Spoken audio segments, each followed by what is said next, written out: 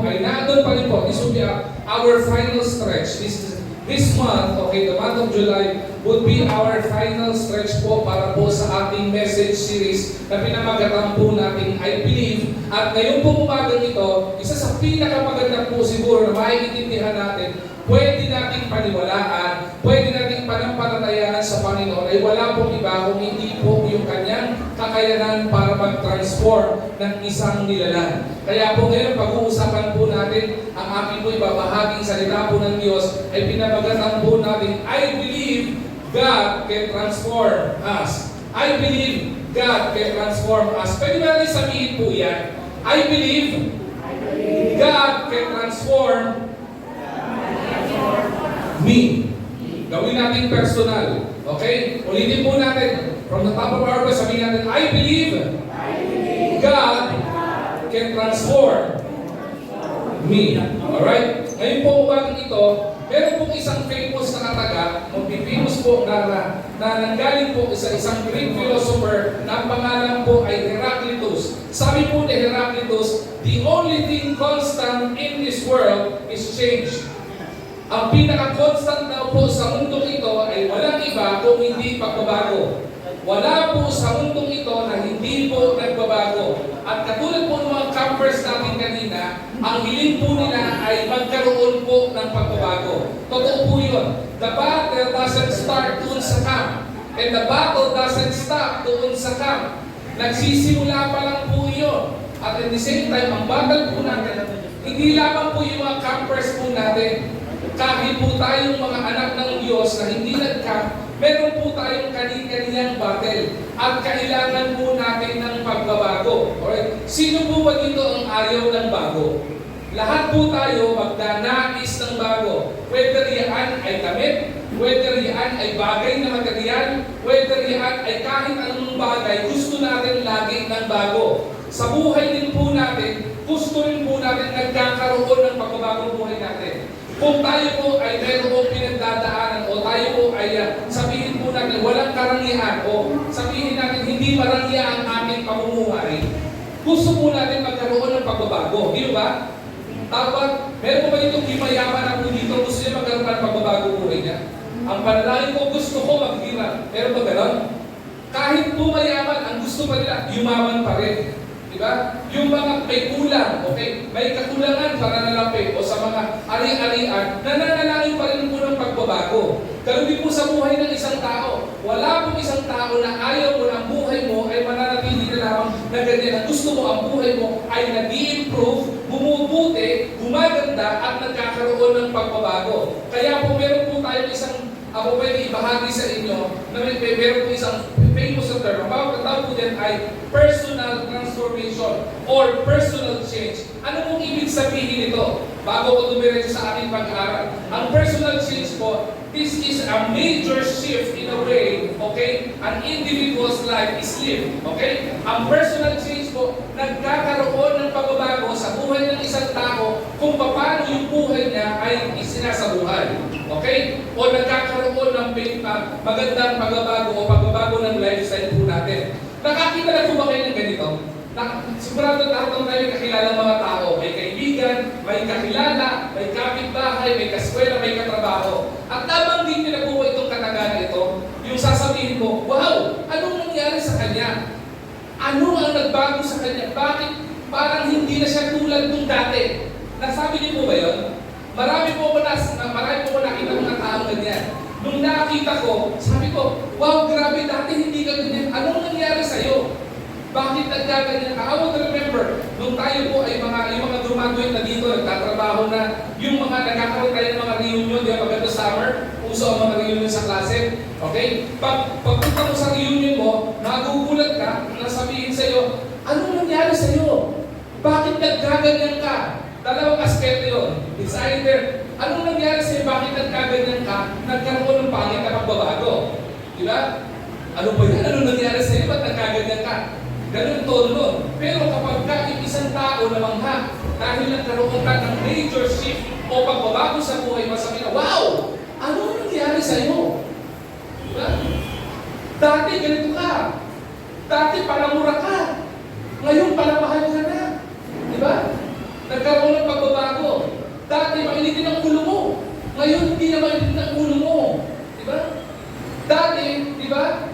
Lahat ng tao sa paligid mo, inaaway mo. Ngayon, lahat binabati mo. Pati poste binabati mo. Good morning. Di ba? Tama? Nagkakaroon ng pagbabago. Ang tawag niya ay personal change.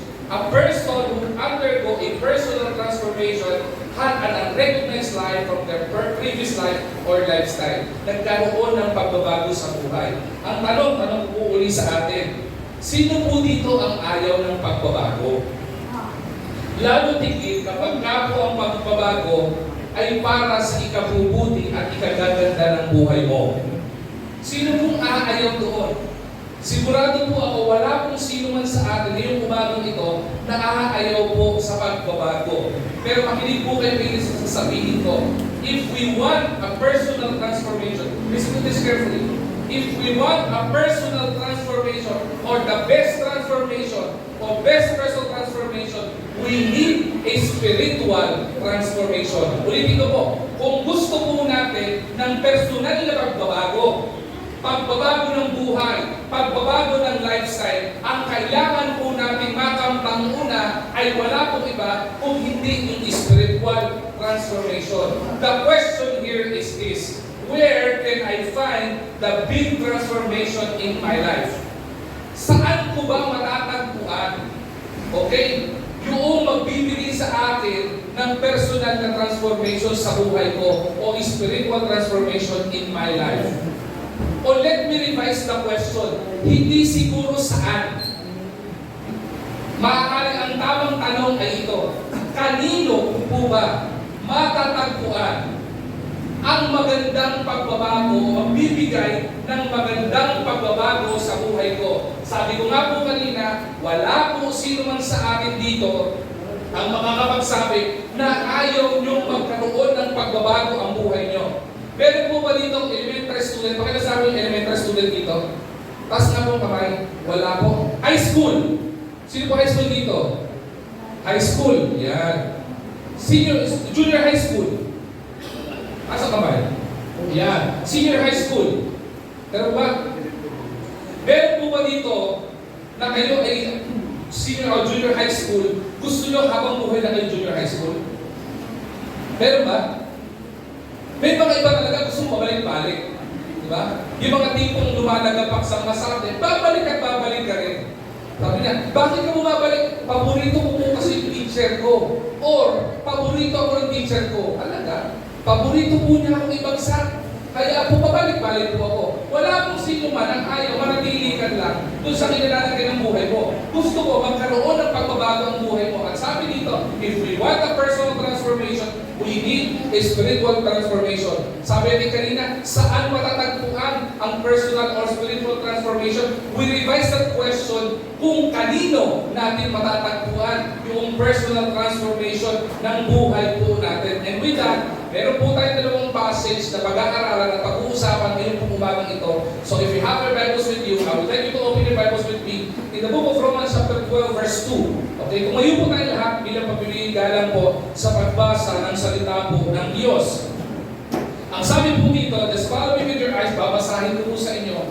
Romans chapter 12 verse 2. Ang sabi po diyan ay ito, do not be conformed to this world, sabi dyan, but be transformed by the renewal of your mind, by the testing you may discern what is the will of God, what is good and acceptable and perfect. Yan po ay utos ng Panginoon sa atin na magkaroon po tayo ng pagbabago o transformation sa buhay po natin. Let's jump to the next verse na pag-uusapan po natin.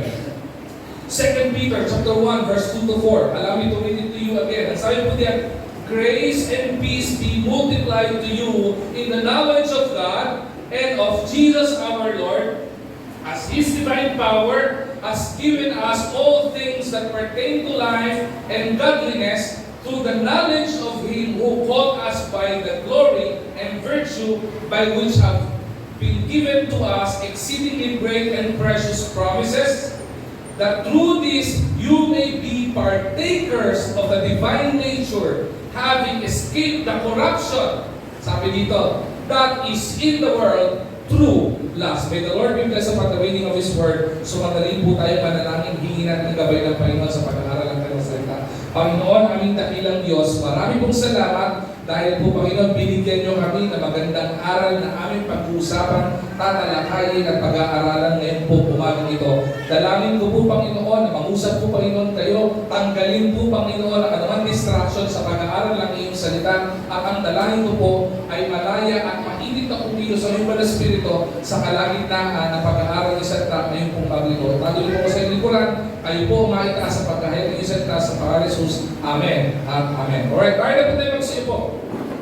Sa mga verses po na binasa po natin, hindi lamang po yung Romans chapter 12 verse 2, ito po ay pinag-utos na magkaroon tayo ng pagbabago. But be ye transformed. Di ba? Hindi po lamang ito utos, kung hindi ito po ay pangako ng Panginoon na kapag ka po ang isang tao nakatagpo o nagkaroon ng encounter sa Panginoon, nagkakaroon po talaga ng pagbabago. Ibig sabihin, if we had a personal encounter with the Lord Jesus Christ in our life, naging tagapagligtas sa atin ng buhay po natin siya, it is inevitable, hindi po maiiwasan na magkaroon ng magandang pagbabago ang inyong buhay. Bakit? Kasi yan po ay nakalathala na at ipinangako na ng Panginoon sa Kanyang salita. At ngayon pong umagang ito, sa dalawang verses o dalawang passages na ating tinalakay, meron po tayong makikita at mauunawaan po dito. Tandaan niyo po, may tinanong ako kanina. Ang tanong ko po kanina, where can I find the transformation? I revised that question into a personal question. Ang tanong natin kanina, who will be the one who will be providing the transformation in our life?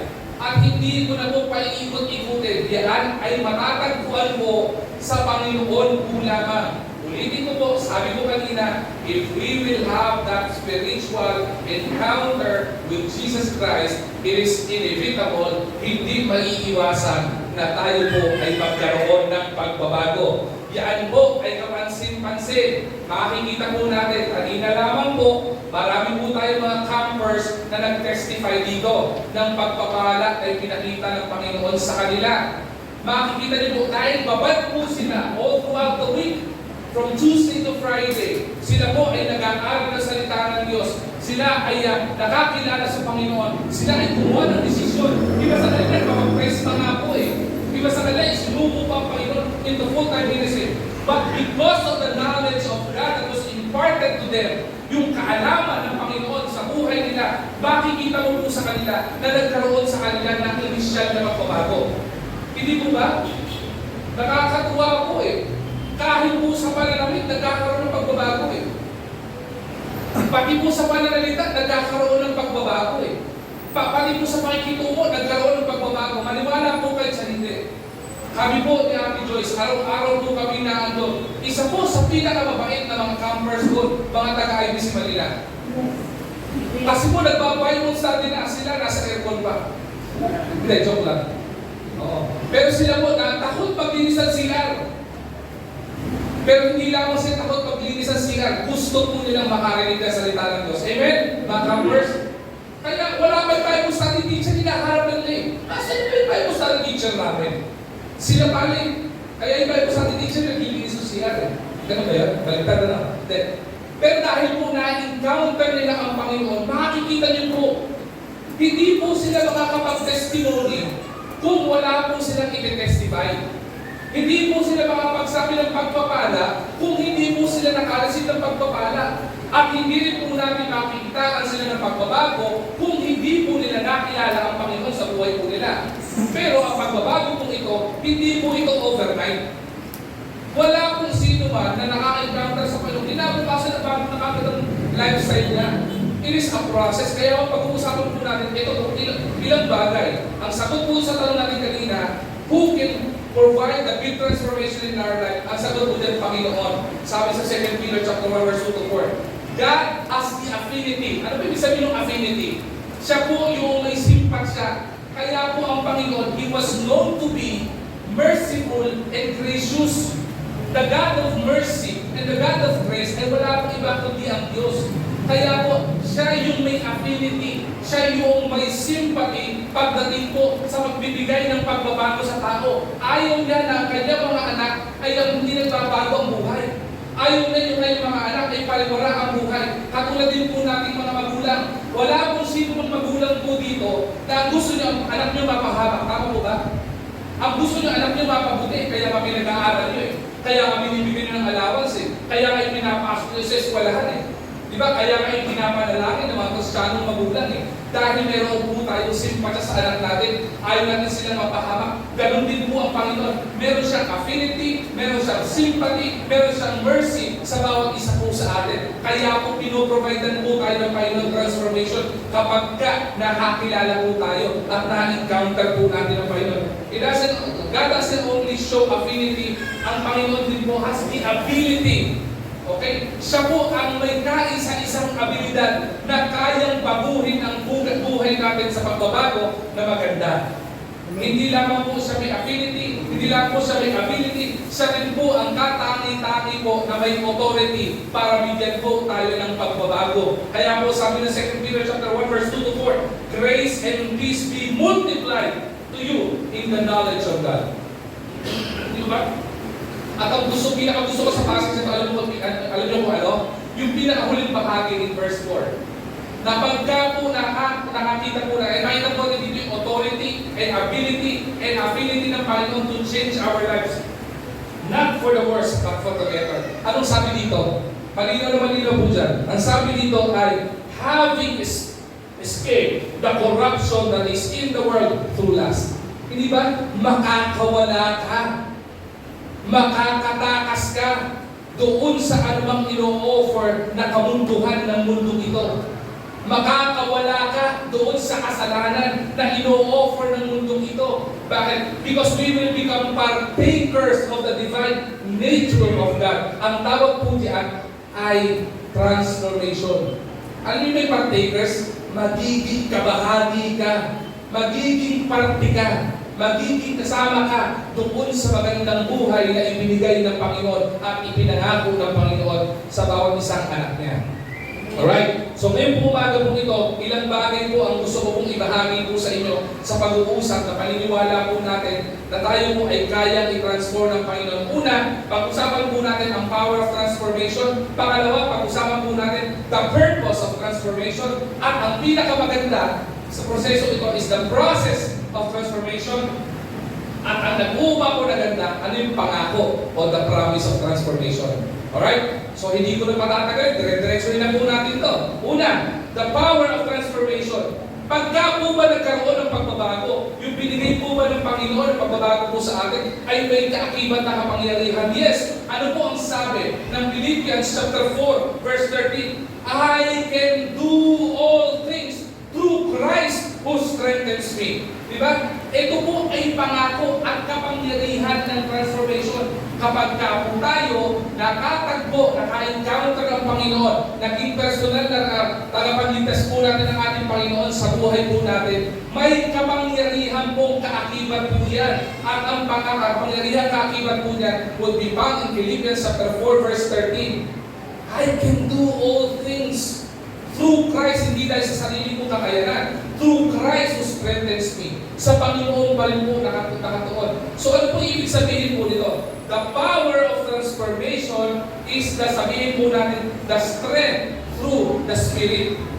Diba? Kalakasan na kaloob ng Espiritu o banal na Espiritu ng Panginoon. At ito po yung makikita po natin. Kapag po tayo ay nagkaroon ng kapangyarihan, if we say, I can do all things through Christ who strengthens me, ano po ibig sabihin niya? Makikita po natin sa tatlong aspeto. Una, yung pong tinatawag na divine strength. Ano po ibig sabihin ng divine strength? Ang ibig sabihin po ng divine strength is this, that is God strengthening us to what? God strengthening us and enabling us to overcome anumang sufferings ng mundong ito. Ang tawag po doon ay divine strength. Okay? Isipin niyo po yun, wala po sino man dito walang pagdadaan ng problema. Wala pong sino man sa atin walang pinagdadaan ng kakulangan sa buhay. Wala po sino dito hindi umiyak kahit minsan. Lahat po tayo, wala pong dito man sino na hindi napagod. Lahat po tayo inabot ng kapaguran. At may mga challenges, obstacles sa buhay po natin. At makikita po natin, the power of transformation na magandang kapangyarihan na dulot kapag tayo ay binago ng Panginoon at patuloy kabaguhin ng Panginoon, magkakaroon po tayo ng divine strength. Kaya po pala maraming mananampalataya, nasasabi natin, wow! Anong pagbabagong meron sa'yo? Isipin mo, kahit may problema ka, nakikitaan ka ng kangiti, ano pagkiti sa iyong mga labi. Bakit? Hindi dahil nababaliw ka na. Diba? Kung hindi alam mo na may kapangyarihan ng Panginoon that enables you and strengthens you to overcome any obstacles in your life. Hindi lamang po divine strength ang ibig sabihin ito. Ang isa pang ibig sabihin nito ay determined spirit. Ano ibig sabihin ng determinadong espiritu? Ang ibig sabihin po ng determinadong espiritu ay ito, the spirit of perseverance, the spirit of endurance, and the spirit of dedication as we are being transformed by the Lord. Kaya po maraming mga mananampalataya, kaya po may mga mananampalataya tinatawag diboto. Alam mo ba yan? Maraming mga mananampalataya tawag sa kanila diboto.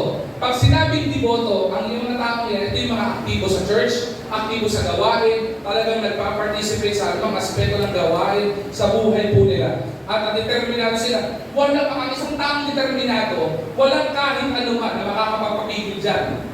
Pag ang isang tao determinado, kahit bagyo, susuungin yan. Kapag ang tao determinado, kahit may sakit yan, susuungin yan. Kapag ang tao determinado, lahat gagawin yan at kakayanin yan. Ang binibigay po sa ating kapangyarihan at transformation ng Panginoon is the determined spirit. Kaya po naniniwala po mo, kaya po maraming mga mananampalataya ang aktibo, diboto sa gawain ng Panginoon is because the power of transformation in Philippians chapter 4 verse 13 na you can do all things through Christ who strengthens you, nakita po nagkakaroon tayo ng determinadong espiritu. Maganda pong karakter po yan, di ba? Hindi lamang po yun. Isa sa pinakamaganda na makikita po natin, the power of transformation, not only the divine strength, hindi lang po determined spirit, but dynamic shift. Ano po ibig sabihin ng dynamic shift? Dynamic shift is also known as the dynamic change. Ang ibig sabihin po nito, experiencing and witnessing significant change through Jesus Christ. Nagkakaroon po ng kapansin-pansin na pagbabago pagmula po sa Panginoon. Ang ganda po nito, no? Simula pa lang, di ba? Napakasarap na pala na pag tayo ay nasa piling ng Panginoon. Meron palang power ang transformation. Hindi lang para sa regular na salita lang na you will be transformed. Magbabago lifestyle mo. Yung lifestyle na sinasabi dito, magkakaroon ka ng divine strength. Magkakaroon ka ng kapangyarihan para i-overcome lahat ng obstacles na pwedeng i-offer ng kaaway ng mundo ito. Magkakaroon ka pa ng determinadong spirito na hindi ka magpapayalig sa kahit anumang problema ng buhay mo. Lalo tingin pagdating sa gawain ng Panginoon, hindi ka magpapayalig doon kasi determined yung espiritu mo. Tao ba? At lalo pinakamaganda, magkakaroon ng kapansin-pansin. Yun yung ginamit kanina eh. Kamangha-mangha ang iyong ginawa. Diba? Kamangha-mangha ang iyong nilikha. Bakit? Kasi napapansin eh. Mayroong dynamic shift. Mayroong dynamic shift. So ano nangyayari? Nagiging kamangha-mangha, nagiging nakapansin-pansin si Kristo sa buhay po natin. Amen? Kaya maganda ba nakikita po natin yung mga kapatid natin, grabe ba bang hamang-hamang tao na to? Nakaka-inspire. Kaya po naniniwala ako, sa Kristiyano, walang pangit. Aba? Tingnan nyo katabi nyo. Pag ayun tumingin, sabi diba, Pastor, parang mali yun. Tandaan nyo, ang kapangitan hindi sa itsura nakikita. Okay? Ang kapangitan sa ugali at kapag hindi nagbabago ang buhay. Pero kapag ang tao binago ang buhay ng Panginoon, maniwala kayo sa hindi, popogi at gagawa ko yan. Thank you. Di ba? Maniwala kayo. Ang dami mong pastor. Excuse me.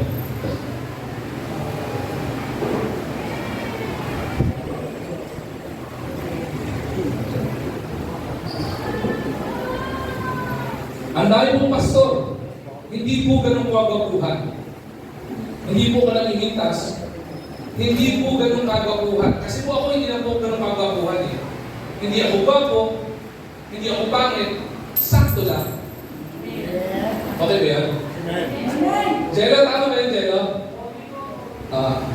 Pamulit doon susunod. O kasi pogi po, Dad. Nagkaroon ako ng biglang anak eh. Okay. Wala namang birth certificate ito na pangalan ko yung Anton. Pero tinatawag niya ako Dad. Maniwala po kayo sa hindi. Marami pong tao, kahit po mga pastor. Kasi mo, bakit mga lahat ng mga pastor? Iba sa akin, gopong-gopo sa mga pastor. Pero pag tingnan mo, itabi niyo ko kay Richard Gomez. Walang sinabi. Si Pastor Dennis. Diba? Itabi niyo ko kay Aga Bulak. Naku, panis. Si Pastor Dennis. Tama? Itabi niyo ko sa mga Martin ni Idol. Yung pinakasikat niya, si Aldrin Richard. Itabi niyo ko doon. Walang sinabi. Si Pastor Dennis. Pero bakit marami pa nga pagkakataon, yung mga tao, yung mga pastor na tinatay sa pulpito, yung mga miyembro bumbubo sa kanila. Hindi dahil sa sila ay pastor. Hindi dahil sa tumatay sa likod ng pulpito. Alam bakit? Kasi ang nakikita, hindi po yung taong tumatayo sa likod ng pulpito. Ang nakikita po, yung Kristo na nagdala sa nagtayo sa likod na nasa pulpito. Kaya kung ang tingin niyo sa mga pastor pogi, kung ang Diyos ko, pareho ng Diyos nyo, pareho na naman po yun eh. So, ibig sabihin, kung pogi ako, pogi din kayo. Tama? Parang maniniwala. O sige, panic na kayo. Ayaw eh, di ba? Di ba, nagkakaroon kasi ng dynamic shift eh. Nagkakaroon ng pagbabago eh. Nakikita si Kristo. Kaya gumaganda. Hindi lang ang buhay, hindi lang itsura, kung hindi ang pamumuhay. Amen? Kasi po, yan ay pangako na. That's the power of transformation. Sumunod po. Hindi lang po may power of transformation. Ano po ba importansya? Ano po ba ang kahalagahan para mag-transform? Bakit po ba kailangan bawal sa mananampalataya, i-desire natin na magkaroon ng transformation ng buhay natin? Bakit? The purpose of transformation, according to Matthew chapter 5 verse 16, one of my favorite verses in the scripture, sabi na, so let your light so shine before men, that they may see your good works and glorify your Father which is in heaven. Ano pong ibig sabihin ito? The purpose of transformation is living for God's glory. Mabuhay ka para magbigay ng kaluhuran. Mabuhay tayo para magbigay ng kaluwalhatian sa Panginoon. That's the purpose of transformation. Ano pong ibig sabihin po nun? Let your light so shine before men that they may see your good works and glorify your Father which is in heaven. Tatlo po gusto natin makita. Una, mag-reflect po sa atin, the reflecting of the light. Okay? The purpose is living for God's glory. Para makita ko, kahulugan po nito, ibig sabihin ito, reflecting God's light in our life. Ano pong kahulugan doon? Shining brightly. May magandang kanta, diba? Shine light, ano? O shine bright like a diamond. May magandang kanta yan, diba? Shine bright like a diamond. Dapat yan di mananampalataya. Kung inaawit yung kantang yun, you're supposed to shine bright like a diamond and showcase God's work in our lives. Ibig sabihin, dapat kung mananampalataya tayo at meron tayong kakayanan, expertise sa isang bagay, dapat ipakita mo yung galing at gilas mo doon sa bagay na yun. Bakit? Kasi anak ka ng Diyos eh. Di ba? Kung ikaw, binigyan ka ng talento ng Panginoon bilang anak ng Diyos, okay? At ikaw yung binigyan na magaling ka magupit, ikaw dapat yung pinakamagaling magupit sa buong Petuhin. Di ba? Kung ikaw marunong ka gumawa ng graphics, pakita mo yung galing mo gumawa ng graphics. Ikaw kung binigyan ng talento para mag-photography, maging best photographer ka. Di ba? Kung ikaw ginawa kang programming, maging best programmer ka. Kung ikaw ginawa kang manager, maging best manager ka. Kung ikaw ay businesswoman o businessman, maging best businesswoman ka o businessman ka. Ang tawag doon, reflecting God's light. Tawag ba? Tinanggap mo ang Panginoon eh. I-reflect mo yun. Makikita sa iyo. Ano yung reflection? Nakakita na ba kayo ng salamin? Lagyan nyo ng salamin, tapatan nyo ng ilaw, ano bang nangyari dyan? Nung bata ako, gusto kong pinaglalaroan to. Pag may relo ako, tapos may araw, ang ginagawa ko, tinatapat ko yung ilaw, yung araw sa ilaw o sa relo ko, tapos ibinabounce ko sa pupuntahan. Tapos may nakita ko isang video, hindi ko na i-post dito eh. Yung pusa, mahilig sa ilaw yung pusa. Nakita yung pusa. Yung pusa mahilig sa iyo, subukan nyo ito, eksperimento. Ang gawin nyo, yung flashlight, yung pinakaray ng ilaw, ilagay mo sa pusa, hahabulin niyo. Kahit saan pumunta, hahabulin yung pusa. Bakit? Nag-reflect kasi yung light eh. Bakit? Pag nag-reflect yung light, nagkakaroon mo ng influence. Sinusundan kayo. Sino ba gusto sa dilim? Ayoko ng dilim. Bakit? Sa dilim, nakikisod ako eh. Ayoko ng kadiliman. Bakit sa madilim? Nakikisod ka eh. Kaya ang ginawa ko, hindi naman ako kaputian, nabili ako ng asawa ko eh. Para kahit patay ang ilaw, maliwanag pa rin. Diba? Ang puti niya eh. Kailangan pag nag-reflect pa ilaw dyan. Diba? Glow in the dark. Tama mo ba? Ang tawag yun, reflecting God's light. Yung Kristo dapat nakikita sa atin. Ang tawag po na the purpose of transformation. Hindi lang po yun. Hindi lang reflecting God's light. Dapat nagkakaroon din po ng revelation of good works. Ibig sabihin po nito na i-demonstrate po natin, na ipapakita po natin yung pananampalataya po natin through our actions. Ang tawag po na revealing good works. Kaya po tayo mga mananampalataya, meron po tayo mga gawain sa church na nagpapakita po tayo ng magandang gawain. Ano po yung mga example po diyan? Kaya po every other Saturday, I'm sorry, kinansel natin yung Saturday, yung kape tinapay at magandang balita, dahil po pagod lahat ng workers natin. Yung Pastor PJ po natin, wala rin po siyang boses. Hindi po natin kakayanin. Pero, hindi po natin inaalis po yan. Good works po yan. Magandang kaugalian po ba yung magpakain ng tao? Nang libre. Tama po, di ba? Maganda pong kaugalian nyo. Bakit po natin ginagawa yun? Para po ba magpakita tayo ng gilas? Ang galing naman ng taga-ID si Manila. Ang yaman naman nila. Nagpapakain sila ng tao. Hindi po ganun ang purpose nun. Ang purpose nun is the purpose of transformation. Nagbibigay tayo ng glory sa Panginoon by revealing good works unto all men. Diba? Kasi kung nakita nila, makikita nila, grabe, ang bait naman ng mga Kristiyano. Nakakatawa naman yung mga Kristiyano, nagpapakain ng tao. Ang bait naman ng Kristiyano, nagbibigay ng parking. Ang bait naman ng Kristiyano, di ba? Bumabati pag umaga. Di ba? Pagalang sa mga magulang, hindi pa nasagot sa mga magulang. Yun ang mga magandang Kristiyano, revealing good works. Di ba? Kaya sa mga kabataan na natin ito, kung tayo ay transform at i-transform ng Panginoon, dapat nakikita sa atin yung magbabago. Abay, kung para sagot sa magulang mo, bago ka mag-camp, nung natagpuan ng Panginoon sa camp, dapat hindi ka na para sagot. Di ba? Kung hindi ka tumutulong sa bahay nyo, di ba? Nung nakaka-encounter ka sa camp, nagbago ka ng Panginoon sa camp, di ba? Dapat nire-reveal mo yung good works, tumutulong ka sa magulang mo. Di ba? Para yung mga magulang mo sabihin, wow! Anong nangyari sa iyo? Hindi ka dating ganyan. Buti nagkaroon ng magandang impact sa iyong camp. Bumalik ka doon. Di ba? Di ba kayo mga young people, pagkatapos ang pagbalik natin, di ba? Hilaka tayo sa bahay, hindi ba lang tayo naglaban ng gamit natin o naglipit ng gamit natin. Hindi dapat, nare-reveal dapat yung magagandang gawin. Kaya mga Kristiyano, dapat nagiging magagalang. Ang mga Kristiyano, dapat nagiging kababait. Di ba? Hindi pagka ang Kristiyano, sabi niya nakatagpo niya Panginoon, pero mas sumama ugali niya. Maniwala ka, kaduda-duda pagka-Kristiyano niya. Malinaw po dito eh. Revealing good works. Sumunod, panghuli po, redirecting glory to God. Ang ibig sabihin po nito. Ano ibig sabihin nito? Marami po sa atin, masakit pang isipin, likas po sa ating mga tao na pagka may na-accomplish tayo, pili natin tayo may kakayanan. Ang galing ko! Ako gumawa nito! Di ba? Ang galing mo ngawit, ang galing mo talaga, ang galing mo tumugtog ang galing mo. Diba? Tumulong ka sa matanda, bumaba sa gym, kinalalayan mo, ang galing ko talaga, bait ko. Naging matulungin ako. Ang totoong binago ng Panginoon, ang nangyari sa lahat ng na-accomplish natin, ang papuri lagi sa Panginoon. Amen? Kung meron tayo na-accomplish, papuri sa Panginoon.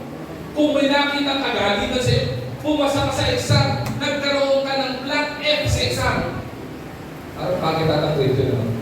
Nagkaroon ka ng A, 90 plus ka sa exam. Ang papuri dapat sa Panginoon. Panginoon, salamat po sa kataliguhang bigay mo. Kasi po, nagkaroon ako ng A sa exam. Diba? Natanggap ka sa trabaho. Hindi ka natanggap sa trabaho dahil may galing ka. Natanggap ka sa trabaho dahil biyaya ng Panginoon. Naalala ko, may young people, may isang kabataan, nag-post eh. Lagi na lang, pag pina-accomplish ang isang tao, laging pinapasalamatan kayo, thank you Lord. Diba? Sabi nung kabataan hindi sa Panginoon ang galing yun. Kaya ako nagawa yun dahil magaling talaga ako. Gusto ko sagutin eh. Gusto ko sagutin. Sa isip ko sinagot ko eh. Talaga magaling ka? Subukan mo paglabas mo ng bahay, maaksidente ka, at mapilayan ka. Maniwala ka, baka kapasok ka sa trabaho, sagot ka, work from home po ako. Work from home ka. O sige, subukan mo magkasakit ka. Ma-bedridden ka. Makakapagtrabaho ka? Pwede mo gumagalaw pa daliri ko. Subukan mong ma-stroke ka. Maapektuhan, sumabog ang lahat ng ugat sa bumbunan mo. Makakapagtrabaho ka? Sabi niya, di ba? Nagdaming iuuwi. Di ba? Bakit? Kasi kung titignan po natin, hindi po sa kakayanan natin kung bakit kami na-accomplish. Lahat po yan ay dahil sa biyaya ng Panginoon. Ano sabi natin kanina? The Lord is the affinity, the sympathy, the authority, and the ability to transform our lives. Panginoon may kakayanan po nun eh. Hindi po tayo. Kung meron man tayong galing na po pwede ipakita ngayon, pan-temporary galing yan. Pero yung sustainable na galing, manggagaling po yan sa Panginoon lang. Kaya ang tunay na binago ng Panginoon, binabago ng Panginoon, ang papuri, laging nasa Panginoon. Ang tunay na binago ng Panginoon, nawawala yung yabang. Di ba? Bakit? Likas po sa mga tao mayabang eh. Tama ba? Subukan mo. Kahit peki ang suot niya. Kung makakala ka, nakakala mo original suot. Likasan na mayabang eh. Tama ba? Yun, mga kabataan nagkaroon ng girlfriend, may girlfriend mo po. Kung makapaglalabay, naka-holding hands pa yan. Ang yabang eh. Diba? Likasan na kaming mayabang. Pero, ang tunay na binago ng Panginoon, natatanggal ang yabang. Pinapalitan ng humbleness. Ang humbleness ay pagbibigay ng papuri sa Panginoon sa lahat ng accomplishment natin. Diba? Pangalawa na tayo, pangatlo tayo. Bilis, no? Ano yung una? The power of transformation. Sumunod, ano sumunod natin? The purpose of transformation. Pastor, paano magkakaroon ng transformation? If transformation is a journey, it means there is a process. So pag-usapan natin the process of transformation. Ano pong ibig sabihin ito? Ibig sabihin ito, magkaroon tayo ng desire doon sa steps for change. Magkaroon tayo ng mga hakbangin sa pagbabago. Sabi ko nga po, hindi po kinabukasan pag na-encounter natin ang Panginoon, nagkakaroon kagad ng pagbabago ang buhay natin. Though, nagkakaroon ng inisyal na pagbabago ang buhay natin. Pakipatay yung kape, baka masunog yun. Medyo umalakas na yung ano. Okay? Again, going back. Ang ibig sabihin po ito, hindi po kinabukasan yung pagbabago agad. Kung meron mga pagbabago agad na nangyayari. Kasi nagkakaroon, kapag tayo naging mananampalataya, yung banal Espiritu ng Panginoon sumasa atin eh. Nagkakaroon ng selyo, the sealing of the Holy Spirit. Ikaw ginagawa ka ng anak ng Diyos. Pagbabago yun. Yung adoption from the family of the enemy, naging kabahagi ng pamilya ng Panginoon, that is also a big transformation. Pero yung kamangha-mangha, yung pagbabago na nakikita sa atin ng mga kapwa natin, anak ng Diyos o nilalang ng Diyos, it is a journey. It is a process. It is a long time process. But until the Lord Jesus Christ came, tatampay po tayo sa proseso ng pagbabago. Kaya kung pag tayo mga Kristiyano, okay, huwag po tayo maging self-righteous. Hindi porkit alam ka ng Diyos, kung makapalita ka ng ibang tao, kala mo kung sino ka. Bakit? Dahil kahit ikaw, matagal ka ng mananampalataya, you are still in the process of transformation. Yun ang maganda po dun eh. At maganda po yun dahil ibig sabihin, araw-araw, may mga bagong mangyayari sa buhay mo. May mga magandang mangyayari sa buhay mo natin. Ang tawag po yun, the steps to change. Ano yung sabihin po nito? Ephesians chapter 4, verse 22 to 24. Ang sabi ito, ito yung malinaw na proseso. Sabi diyan, put off your old self, which belongs to your former manner of life, and is corrupt through deceitful desires, and to be renewed in the spirit of your minds, and to put on the new self, created after the likeness of God, in true righteousness, in holiness. Pakiguhitan po yan sa Bible po natin. Mahalaga po yan kasi yan po yung proseso para po magkaroon ng pagbabago ang buhay po natin. Na nagkakalang buhay mo na maging kalugod-lugod sa Panginoong Jesucristo. Ano po yung mga bagay po yan? Tatlong bagay. Una, ang sabi ng put off your old self.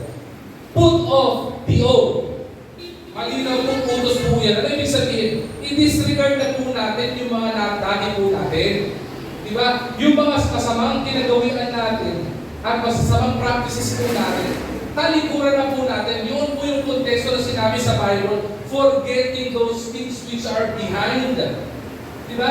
Yung mga bagay na pangit at sirana, huwag mo nang balikan.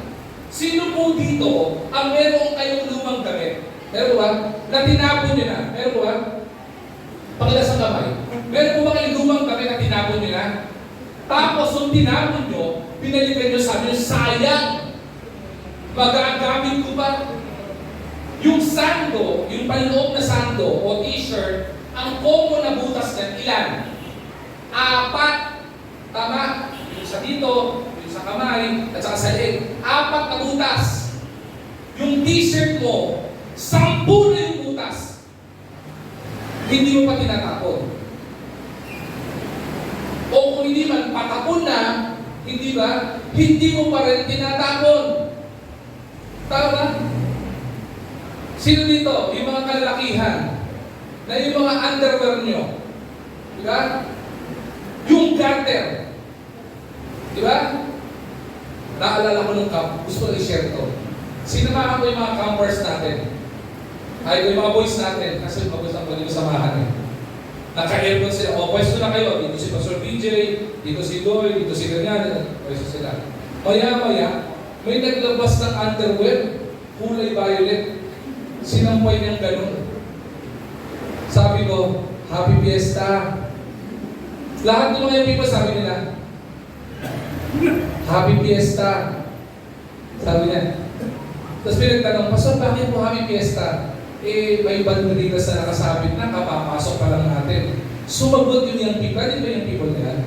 Ano ba ba? Wala. Nag-fiesta. Okay. Sabi nga, bakit po Happy Fiesta? Kasi may nakasabit na kulay violet. Sagot niya yung people, Pastor, pasensya na po. Bakit na? Hindi pa po kasi ito yung anak ko, kung ilagay si aircon, mamamaho yan. Okay? Buti na lang, yung kanyang underwear, hindi bacon. Kasi kung bacon na yung garter ng underwear niya, malamang nag-prito ko doon. Alam niyo bakit? Paborito ko kasi bacon eh. Tama?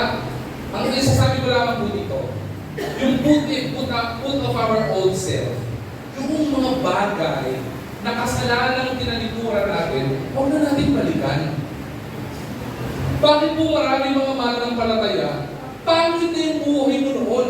Binago ka na ng Panginoon at patuloy ka ng binabago ng Panginoon. Bakit pilit mo pa rin bumabalik mo sa pangit? Tama ba?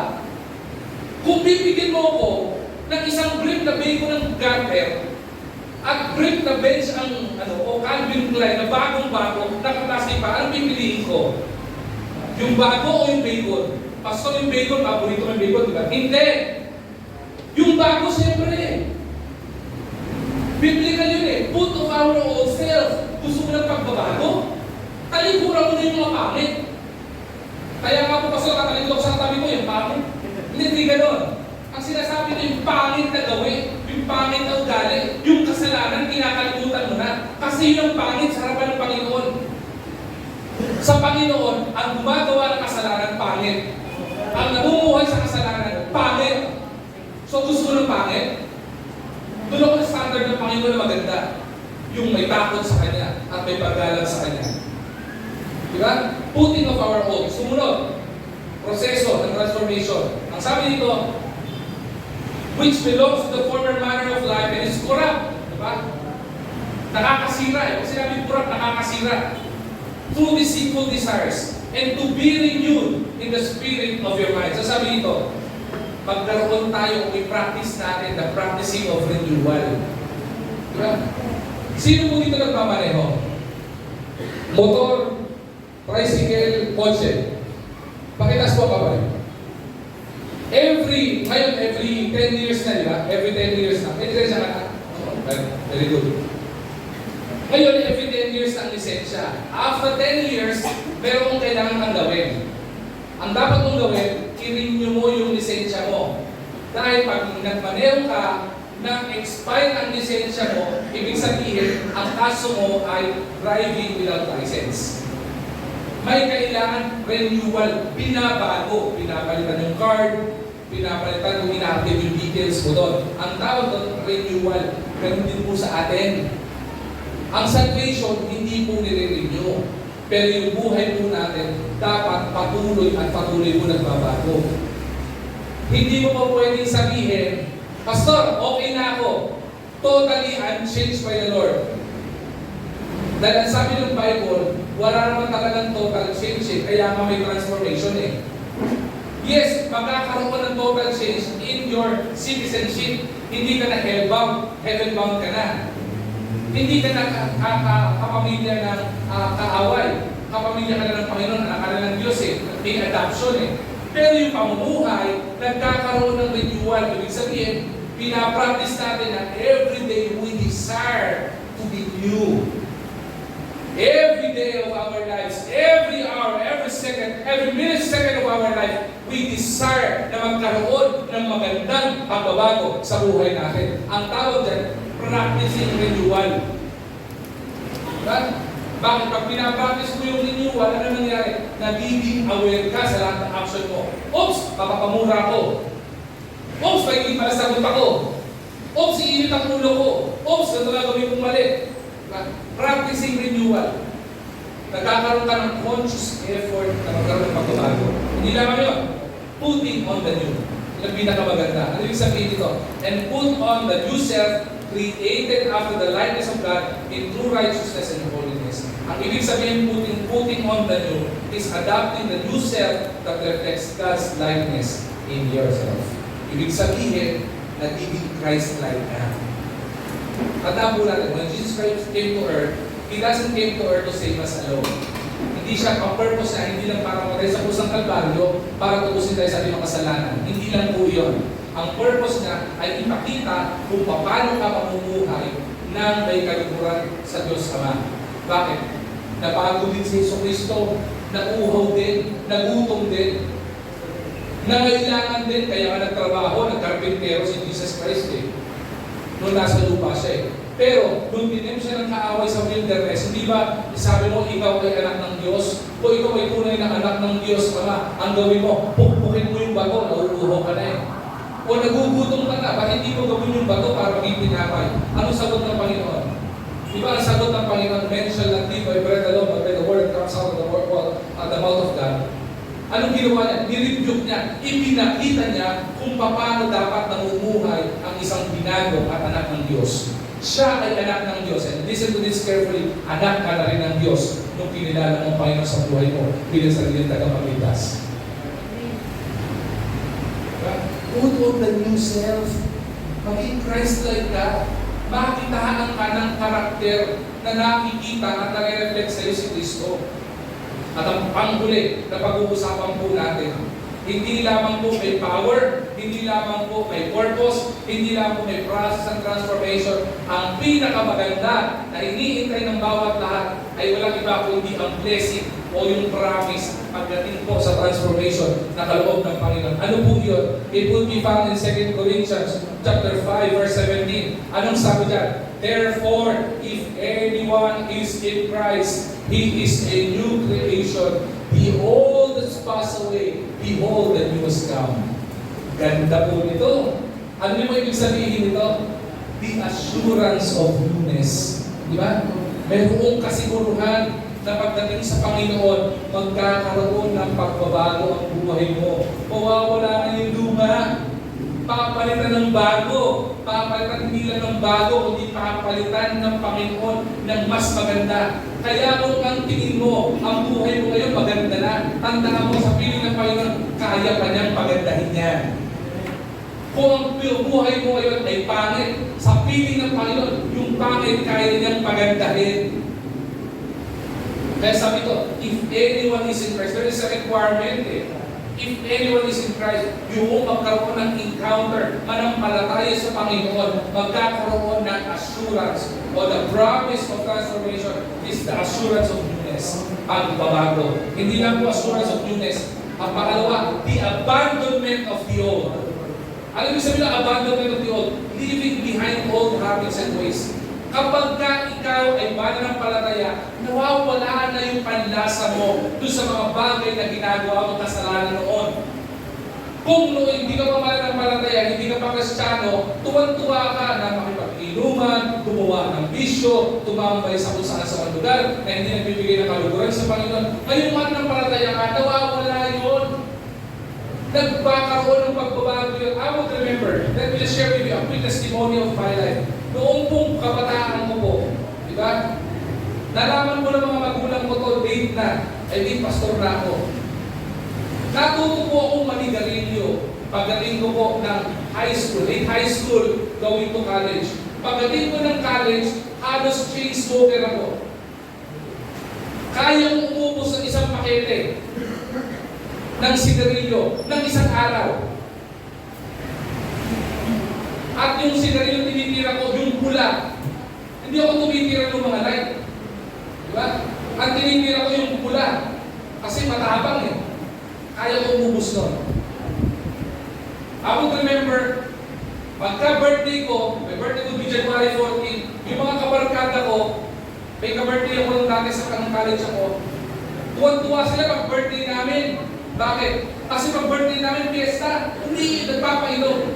And guess what? Hindi ko po malaman bakit pagka ako pinainom niyo ako ng beer, hindi po ako tinatamaan. Walang kwenta sa akin yan. Para lang umiinom ng tubig. Kaya titirahin ko nun, talagang matitindi. Tumitira kami ng Gilbis. Ano yung Gilbis? Yung 4 kantos. Diba? Hindi mo pag tumayo ka, para ka rin 4 kanto, gagawin pala mo. Bagsak ng diretso eh. Walang chase na tubig lang. Talo-talo na yun, malamig na tubig, talo-talo na. Babalata. Pero alam niyo po, maniwala po kayo sa hindi.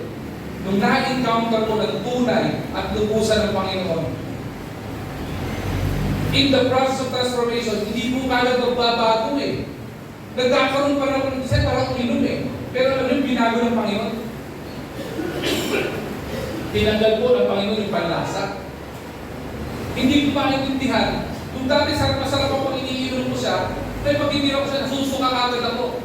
Amoy pa lang, nasusuka na ako. Sigarilyo, ngayon, huwag po ako makaka-experience at makakatabi na meron po naniligarilyo sa tabi ko. Alam ko kung sumasakit ang ulo ko. Kaya marami po sinita niyan. Alam sa matindahan, yung nagsisindi ng sigarilyo, pagkasindi, bubuga sa'yo. Marami yung sinita niyan. Pag sindi, binuga sa mukha ko. Sindi, hinarapan ko eh. Sabi ko, alam mo, hindi ako manok na kanako. So wag mo kong bugahan ng puso. Ay, pasensya na po, sir. Ha? Bakit? Nawala yung panlasa eh. Nawala yung desire eh. Anong tawag po doon? Yung po yung pangako ng pagbabago. The abandonment of the old. Kahit po yung panlasa sa mga kabarkada na gininsahay sa kapamahan, nawala din po yung panlasa ko eh. Iniimbita nila ako. Maniwala kayo sa hindi. Sa lahat ng reunion ng high school namin, isang beses na ako umatin. Nagpapadali ba ako? Lalo tigit nung nag-iinuman na siya, ayaw ka naman ito. Ang tawag doon, the promise of transformation, the abandonment of our own self. Kasi ang gusto mo na, magbigay ka ng glory sa Panginoon eh. Diba? At ang huli, the acceptance of the new. Diba? Embrace our new identity in Christ. Kaya po marami sa ating mga tao, feeling natin walang kwenta buhay natin. Because we don't embrace our new self. If you would only know, if you would only accept kung ano talaga yung identity mo, then you would realize who you really are. Naniwala po kayo sa hindi? Yung anak ng presidente ng Pilipinas, pag lumabas siya ng bahay nila, alam niya, anak siya ng presidente ng Pilipinas. Hindi niya kailangan pagbalaki na maglagay siya ng placard dito, anak ako ng presidente ng Pilipinas, ha? Hindi niya kailangan gawin yun. All he needs to do is to embrace his identity as a son ng isang presidente ng Pilipinas. Ang problema sa atin, anak ka ng Panginoong Jesucristo, but you are not embracing yung pagiging anak mo ng Panginoon. Bakit kung tuloy na anak ka ng Diyos, alam mo kung ano dapat ang buhay mo. Sige mo kung sino may anak sa'yo. Anak ka ng pinakamakapangyarihang tao sa mundo. Anak ka ng mga hari ng mga hari. Yeah? Kaya pastor, ano pong gagawin ko? Tatlong bagay gusto kong bahagi sa inyo. And I'm done with this. Let us embrace transformation. Christians, we are all in the process, even your pastor is in the process of transformation. All we need to do is to embrace transformation. Galatians chapter 2 verse 20, wala po dyan. Let me allow me to read it to you. Sabi ng Galatians 2:20, I have been crucified with Christ. It is no longer I who live, but Christ who lives in me. And the life I now live in the flesh, I live by faith in the Son of God. Ang sabi ko, who loved me and gave Himself for me. Tatlong bagay, embrace faith. Yakapin mo pala ng palataya. Ang ibig sabihin ng embrace faith, hindi lang tanggapin na ng palataya ka. Live with your faith. Sa buhay mo, yung pananampalataya mo. Not only embrace faith, sumunod ang pinakamaganda dapat natin gawin, tandaan natin ito. Don't just only embrace faith. Emulate faith. Ano ibig sabihin ng emulate? Pag sinabi ng emulate, you are allowing something na mapa sa iyo. Ibig sabihin, you are to allow Christ to live through us. Pahintulutan natin ang Panginoon kung sa buhay natin. Intagan, huwag kang matigas ang ulo. Kung may sinasabi sa iyong Panginoon, sumunod ka. Pahintulutan mo ang Panginoon na kumilos sa buhay mo. Allow the Lord's will to be done in your life. Not your own permissive will. Gusto mo, kundi yung gusto ng Panginoon. Allow that to happen. And believe it or not, palibot ang sinabi ng Bible, ang daming testimony from Old Testament to New Testament up to this very present church age, ang daming magte-testify na binago ang buhay nila tayo sa Panginoon nung na-encounter nila. Panghuli, not only embrace faith, emulate faith, last is experience change. Diba? Ma-witness natin and ma-celebrate natin yung transformation sa buhay natin. Na kapag may mga bago sa buhay mo, diba? I-celebrate mo. Kaya po tayo may testimony. Ang purpose ng testimony is celebration. Kaya po ng testimony mga yan, hindi mo lagi kayo itulat ka na binago ng Panginoon. Ang tawag po doon ay experience change. Testified change. Kaya po sila nakapagpasalamat kasi meron pwedeng ipasalamat. Kaya po sila nagsasabi ng blessing kasi nagkaroon ng pagbabago sa buhay mo nila. Ang tawag po doon ay celebration. Experience change in our life. Its work is celebration. Last, tapos na po ako dito. Sino po gusto ng pagbabago? Pwede sa kamay. Sino po gusto ng magandang pagbabago? Taas po kamay. If we want, o kung gusto natin ng pagbabago, tandaan po natin, sa Diyos lang natin ito matatamo. Kung gusto natin ng pagbabago sa buhay na ito, sa Diyos lang natin ito matatamo. Kung gusto natin ng magandang pagbabago sa buhay natin, kung gusto natin magandang pagbabago sa relasyon natin, kung gusto natin magandang pagbabago sa career natin o sa karera natin, o kung gusto natin magandang pagbabago sa negosyo natin, sa relationship, sa church natin, sa Diyos lang po natin ito matatamo. Believe in the transformation dahil ang Panginoon lang ang may kakayanan magbago. Tumayo po tayo lahat. Panginoon, aming dakilang Diyos, maraming salamat sa iyong salita na nahihayan sa likuran ng pulpitong ito. Thank you, Lord God, for challenging us that we are always in the aspect and in the journey of our life's transformation with you, Lord God. Allow us, Lord, to not only embrace our faith, but to emulate you in our lives and to experience change in our lives. Dahil, Panginoon, gusto po, Panginoon, ang bawat isa sa amin ang pagbabago. Pero ang pagbabago sa inyo ng aming Panginoon, makakamtan. Kaya, Panginoon, tanggapin mo. Mabulit pasalamat namin namin ito sa pangalan ni Jesus. Amen. Amen. Right?